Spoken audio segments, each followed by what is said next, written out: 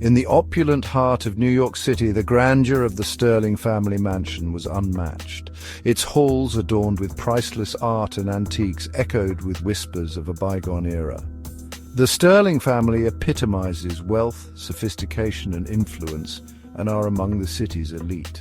However, a recent whisper of some possible theft that could rattle their familial bonds had brought detectives Austin and Leah to its towering gates.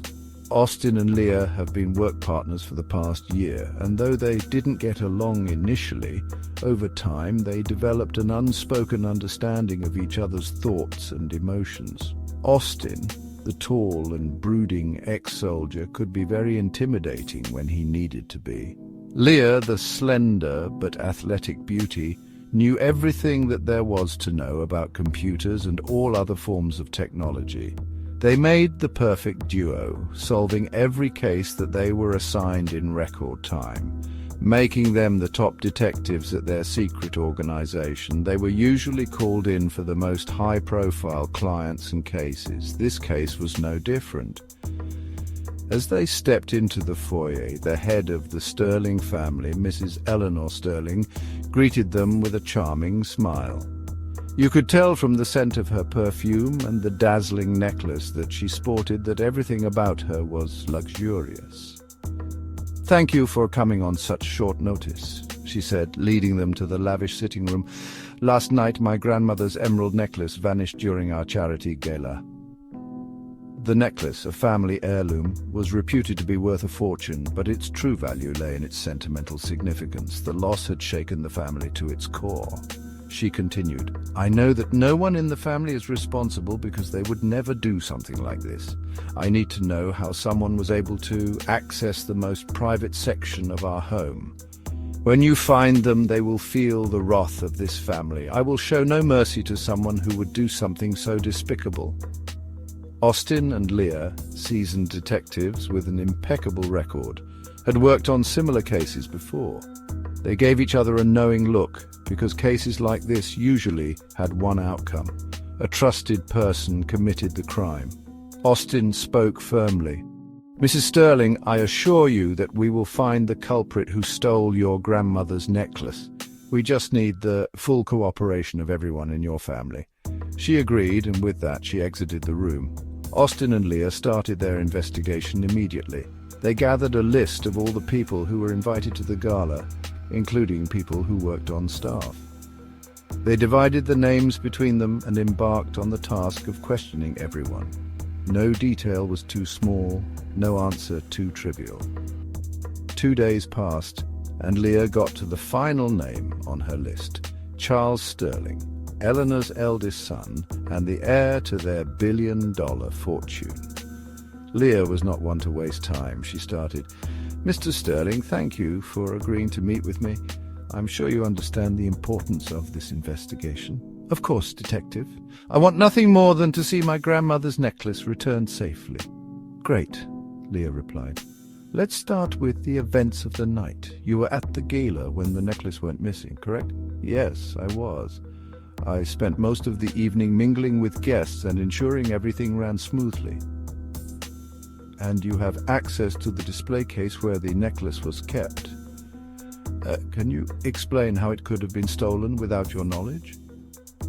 Charles maintained his composure and then responded, "I trusted the security measures in place. The code of the case is known only by a select few. My brother, my parents, our butler and me, I can't fathom how anyone else could have accessed it." Leah leaned forward. "That's precisely what concerns me, Mr. Sterling. We're looking at an inside job. Someone with intimate knowledge of the security could have bypassed it." Charles narrowed his eyes. "Are you implying that I had something to do with this?" Leah calmly answered, "I'm simply following the evidence. Your financial situation has come to our attention. You have lost a lot of money in some risky investments lately. It paints a troubling picture." Charles sighed deeply. "Yes, I've made some unfortunate decisions, but I would never resort to theft to resolve my issues. The necklace means more to my family than money ever could." Leah softened her tone. I understand, but I need you to be honest with me. If there's anything you're hiding, now is the time to come clean. Charles looked Leah straight in the eye. I swear on my family's name, Detective, I had nothing to do with this theft. Now, if we are done here, I'd like to get back to my risky investments. They parted ways, and then Leah met up with Austin. We have done all the interviews. Do you have any real suspects? She asked. Austin gave her a cheeky grin. You bet I do. I think it's the butler. He was very nervous during the interview, and he has worked here for years, but suddenly he's planning to retire. I think he has something to hide. He probably felt like he was underpaid and wants to take something for all the hard work he has done for the family. I think we should go to the house and check for fingerprints. That's an excellent idea, said Leah. Both detectives returned to the mansion. It was even more grand than the first time they visited. Eleanor greeted them with a smile. I hope you have good news, she said. Not yet, Leah answered. We would like to see the room where the safe was kept.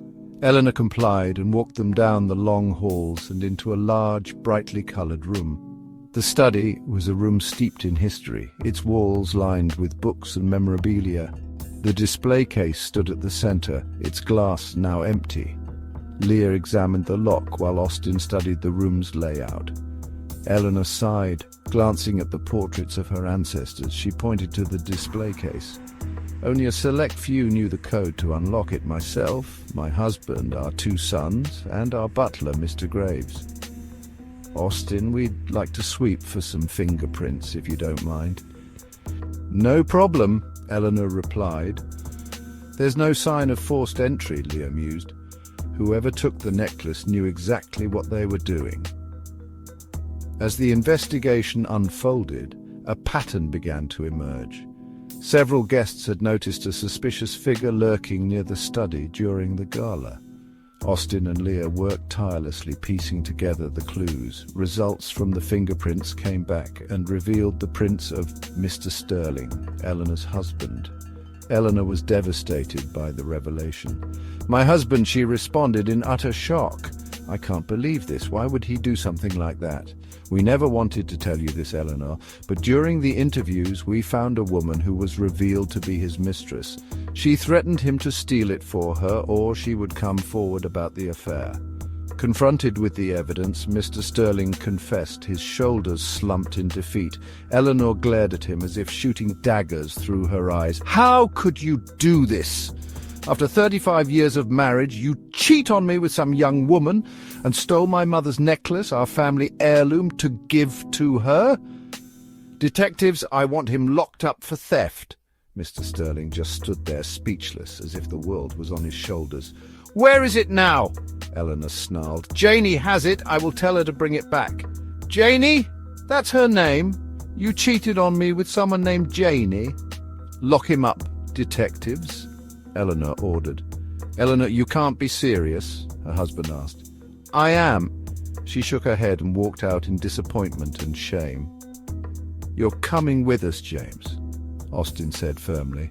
The emerald necklace was recovered and the truth was brought to light. The case, though resolved, left a lasting impact on the Sterling family. Yet through their meticulous investigation, Austin and Leah had once again proven their prowess.